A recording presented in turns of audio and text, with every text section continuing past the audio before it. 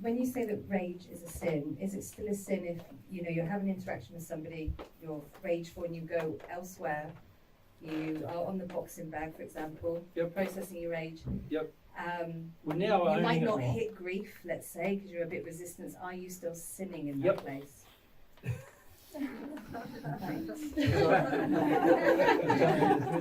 The reason why, if you look at rage, and let's say I go and punch a bag, but I never get below it, right?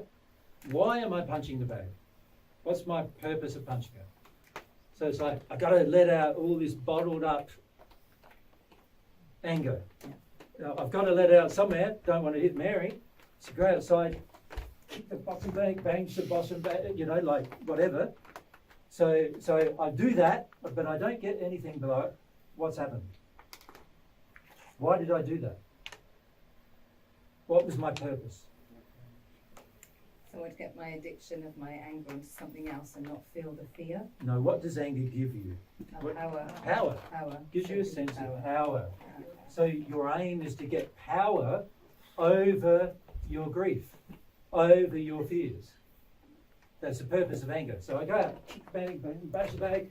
If I don't understand, right, that my goal is to get power over my grief by doing this, then you can see that straight away expressing it is of no benefit to me at all. And in fact, it's supporting my concept that getting power over grief is a good thing.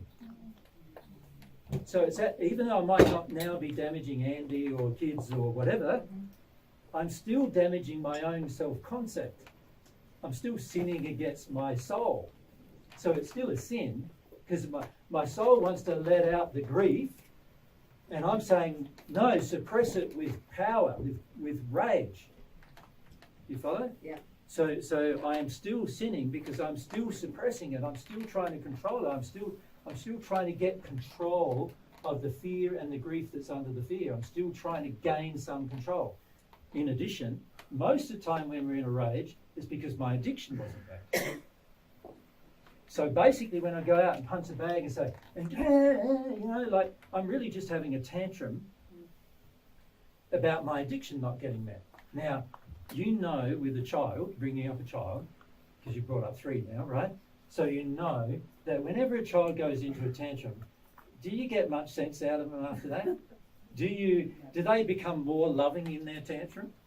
Definitely not, do they? No. Like they become far more unloving in their tantrum, don't they? They'll hit you, punch you, they'll kick and scream, and they'll make the whole world know that they are avoiding their grief, right?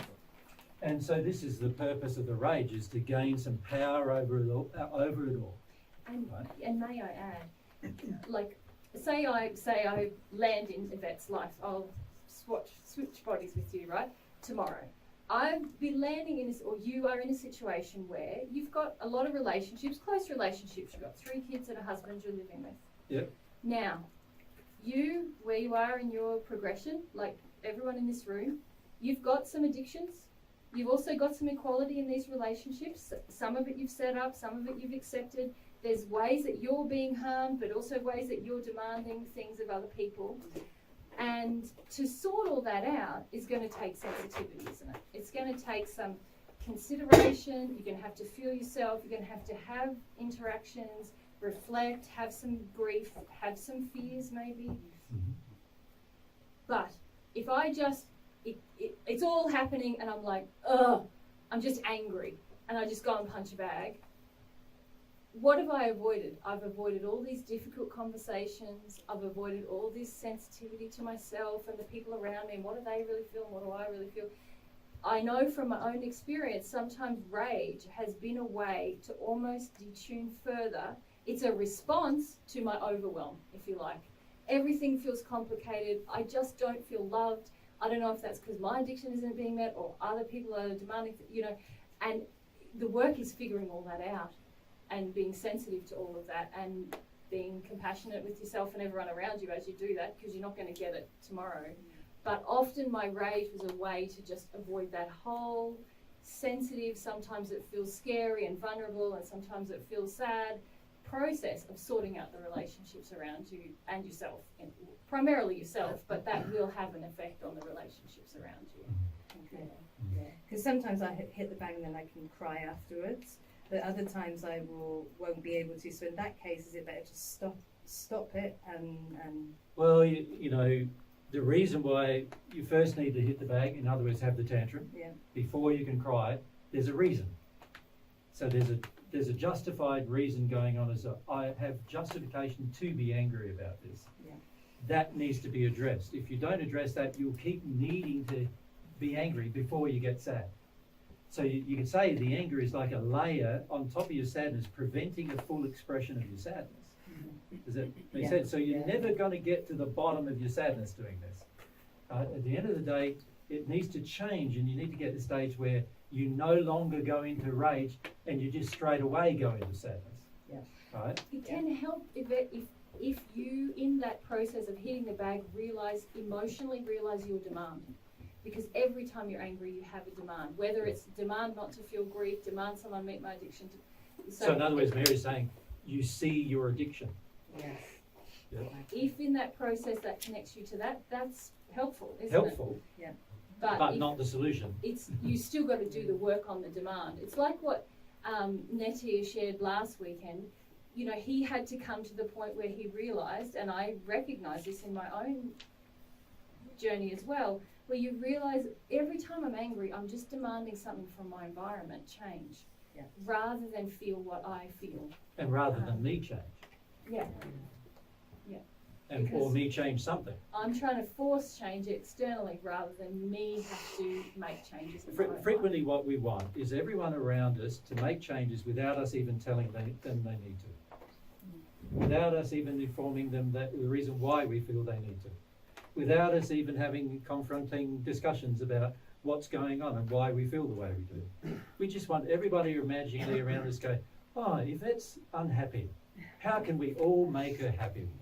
You know, like that's what we want. We basically want everybody to know that you're unhappy without you having to say you're unhappy, and without you having to express it, and without you having to experience it. And you also want them to work out that, you naughty people, that you haven't worked out that. And then we go down this track, we're going, oh, if they don't work it out, they don't love me. So now I'm adding to my expectations, actually. All right? And so quite often we go off and have our tantrum because nobody loves me. I've got to deal with all this myself. Feelings, right? And you know what? You're dead right. You're going to have to deal with it all yourself. It's in you.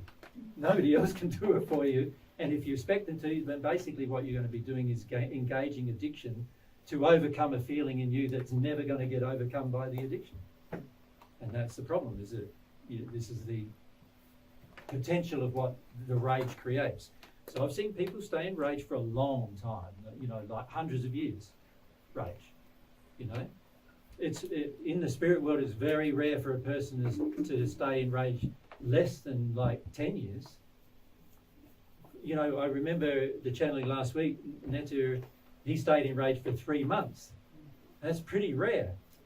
You know, it's very rare to stay in rage just for 3 months. Most people stay in rage a lot longer than that. And on Earth, it's almost half of their life they stay in rage, generally. Well, if everyone in this room is very honest, they're harbouring anger about something for many years, at least one issue.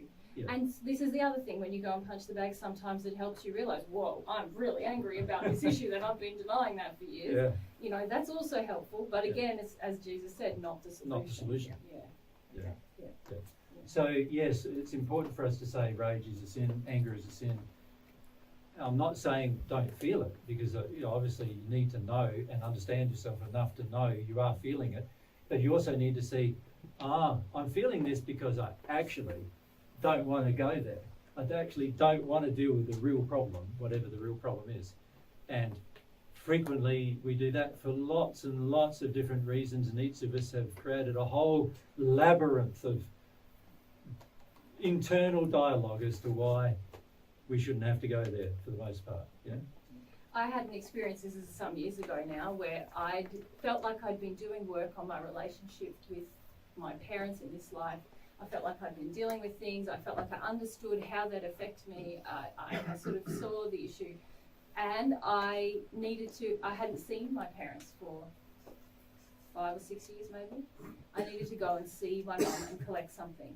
And when I got there, whoa, I got angry.